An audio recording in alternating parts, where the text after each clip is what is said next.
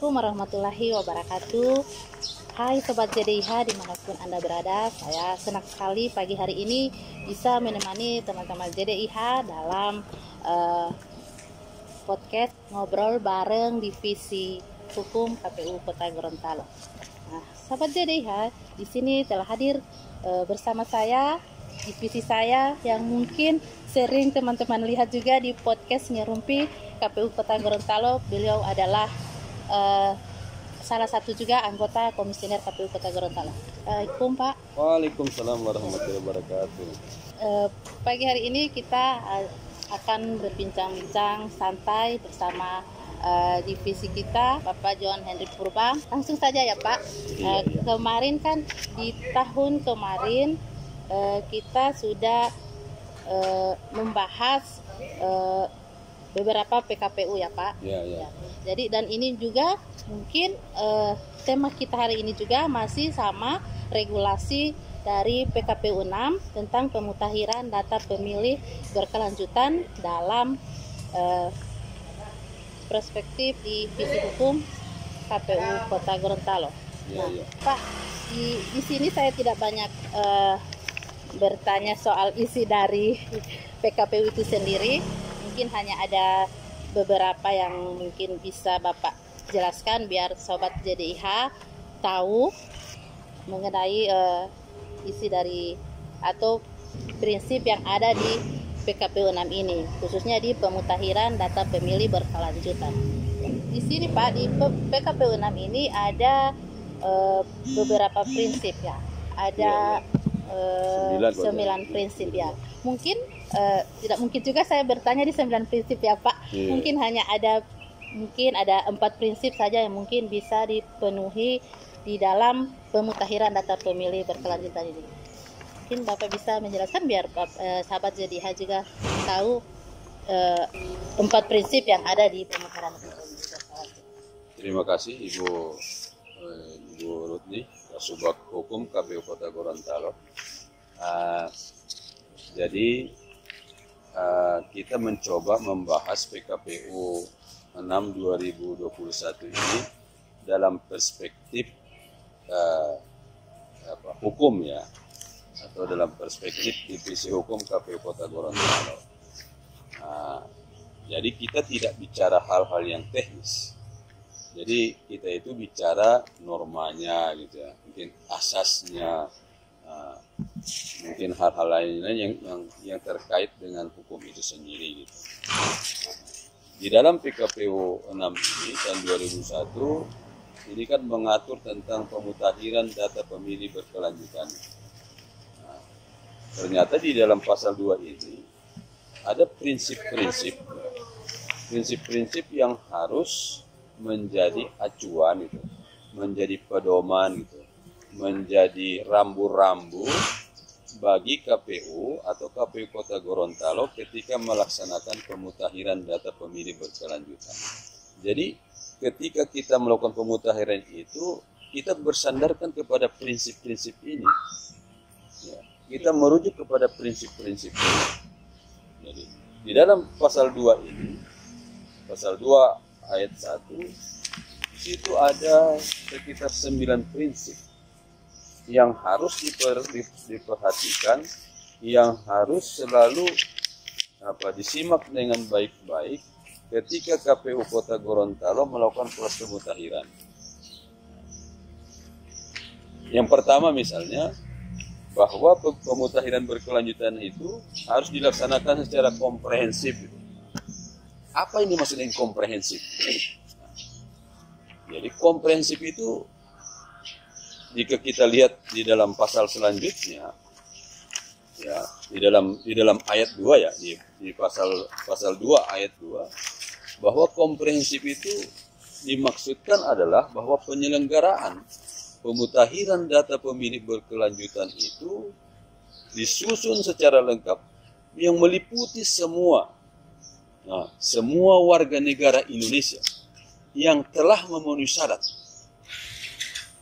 Jadi mencakup seluruh warga negara Indonesia yang telah memenuhi syarat, baik yang ada di Indonesia ataupun yang ada di luar negeri. Atau lebih sederhana, baik yang ada di kota Gorontalo maupun di luar kota Gorontalo, dengan catatan dia masih penduduk kota Gorontalo. Mungkin seperti itu, komprehensifnya seperti itu maksudnya itu. Jadi dia dilaksanakan secara menyeluruh, secara mengikuti semuanya. Jadi semua warga negara yang telah memenuhi syarat harus dipastikan bahwa datanya itu sudah terdapat, sudah ditetapkan di daftar pemilih berkelanjutan. Yang kedua, prinsip berikut adalah inklusif. Inklusif itu artinya apa? Inklusif itu artinya bahwa pemutakhiran data pemilih berkelanjutan tidak bisa hanya dilakukan oleh KPU secara sepihak. Itu Bu Kasih. Tidak bisa. Tetapi harus melibatkan pihak lain. Misalnya, melibatkan, kalau di kota itu, melibatkan Dinas Kependudukan dan Pencatatan Sipil. Karena apa? Karena sumber datanya memang dari Dukcapil. Prosesnya itu memang dari Dukcapil. Yang kedua, kita melibatkan TNI Polri. Terkait misalnya warga sipil yang menjadi tentara atau polisi. Atau sebaliknya tentara polisi yang sudah pensiun. Ini pun harus dimutakhirkan. Gitu. Nah, di PKPU 6 ini sekarang itu diperluas. Bahkan sampai dengan RT RW. Nah, tujuannya semuanya itu adalah agar proses pemutakhiran data berkelanjutan itu dapat betul-betul memberikan kualitas yang terbaik lah bagi data pemilih berkelanjutan. Prinsip yang berikut adalah akurat. Akurat ini artinya apa? Bahwa data yang dimutakhirkan itu adalah data yang memang benar adanya. Sudah valid. Iya, sudah valid. Jadi kebenaran data itu dibuktikan dengan apa? Sumbernya. Kira-kira begitu. Benarnya data itu sumbernya dari mana? Tidak boleh tidak boleh sembarang sumber, gitu kan? Jadi sumber itu yang pertama adalah sumbernya dari Dukcapil. Kira-kira begitu. Dari Dukcapil, sumbernya begitu.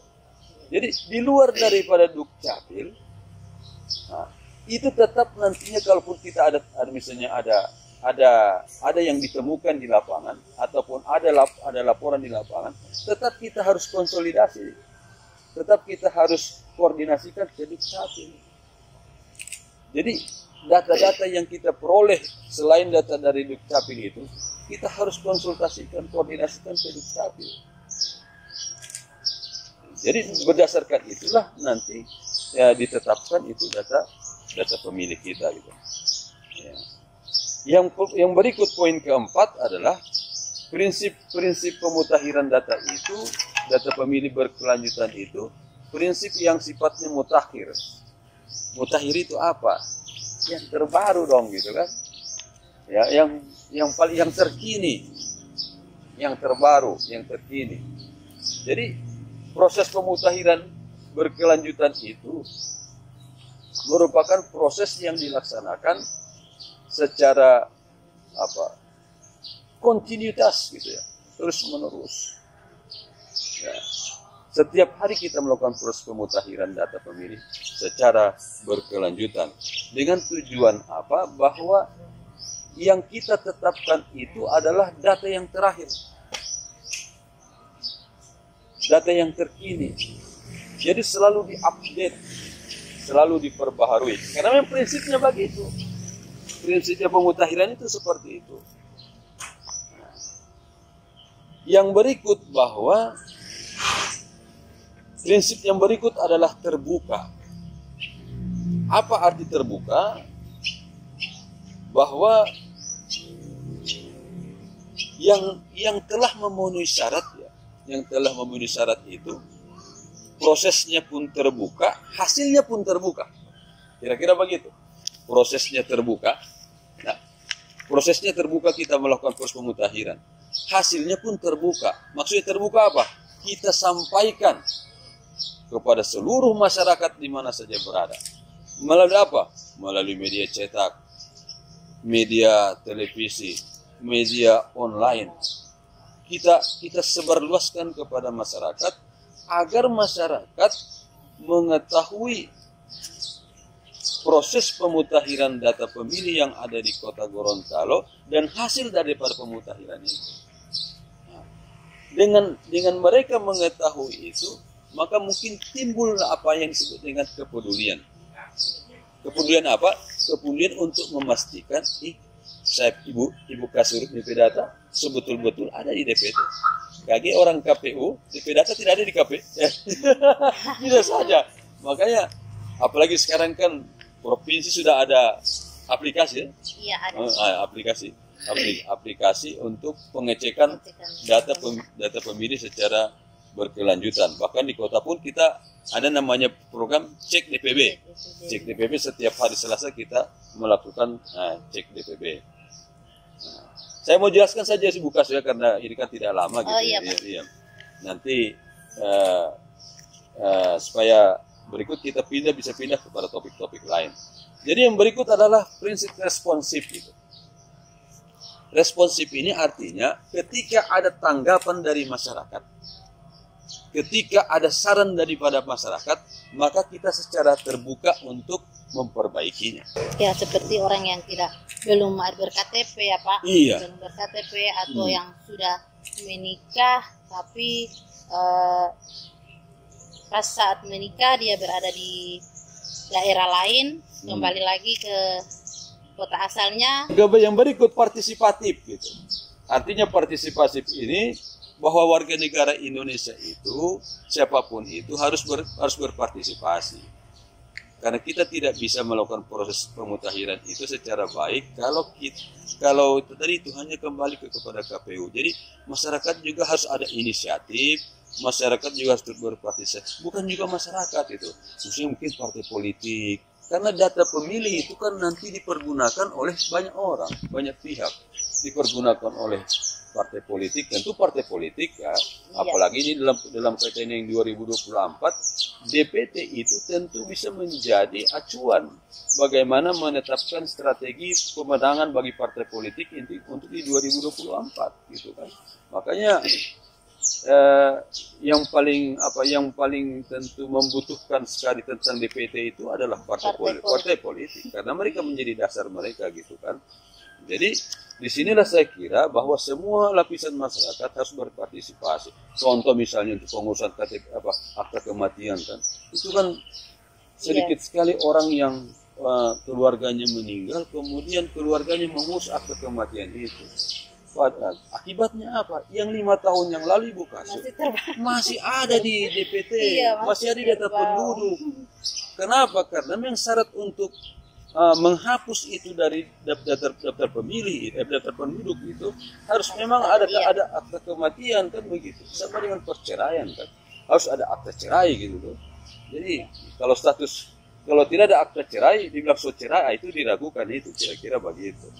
Yang berikut adalah Ibu Kasur adalah prinsip akuntabel. Akuntabel itu artinya akuntabilitas kan dapat dipertanggungjawabkan. Jadi data pemutahiran kalau sudah diplenokan, kalau sudah ditetapkan oleh KPU, berarti sudah dapat dipertanggungjawabkan kebenarannya. Nah, makanya sebelum dia ditetapkan, maka kita harus melakukan proses tadi itu, proses verifikasi administrasi, faktual. Baru terakhir koordinasi. Baru disampaikan ke Bawaslu. Melalui mekanisme itu, maka itu baru bisa dikatakan akuntabel. Makanya setiap 3 bulan kita rakorkan di situ. Dalam arti apa? Dalam rangka untuk itu, untuk membuka seluas-luasnya kepada semua pihak untuk menilai kita punya data pemilih sudah seperti apa, supaya dia akuntabel. Nah, kalau akuntabel kan orang yakin.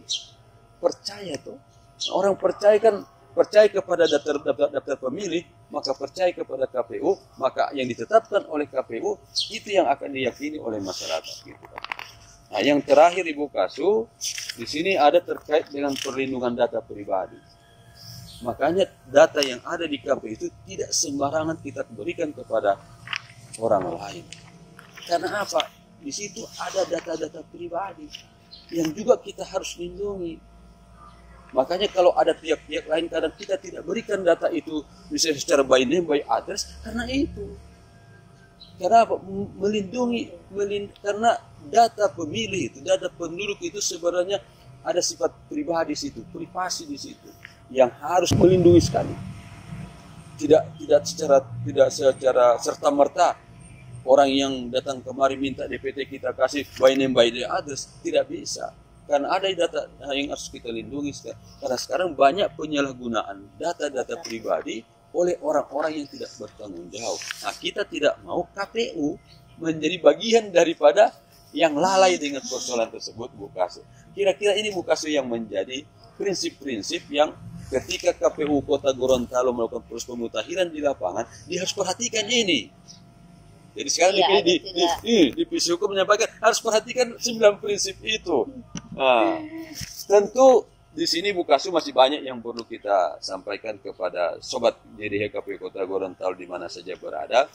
Tetapi lebih lengkapnya kan kalau memang sobat KPU Kota Gorontalo ingin mendapatkan informasi ini kan kemana dulu Kasu? Dicek di mana dulu? Di JDIH KPU Kota Gorontalo. Nah, di melalui apa dia Pak? Link KPU Kota Gorontalo jdih.kpu.go.id _Gorontalo _kota. Iya. Nanti ada di bawah ini ya. Jadi sobat JDIH bisa melihat di bawah link ini ada di sini. Ada yang lewat jalan. Kegiatan yang dilakukan oleh KPU, teman JDIH bisa melihat di website KPU Kota Gorontalo. Jadi semua ada Ibu Kasu ya. Iya. Jadi ada di JDIH. Ada di JDIH. Ya. Untuk kegiatan-kegiatan yang dilakukan oleh KPU Kota Gorontalo itu sendiri ada di website KPU Kota Gorontalo. Iya. Jangan lupa JDIH KPU Kota Gorontalo. Salam JDIH. Oke, demikianlah sobat JDIH bincang-bincang kita pada pagi hari ini bersama Bapak John Henry Purba. Terima kasih Pak atas waktunya pada pagi hari ini.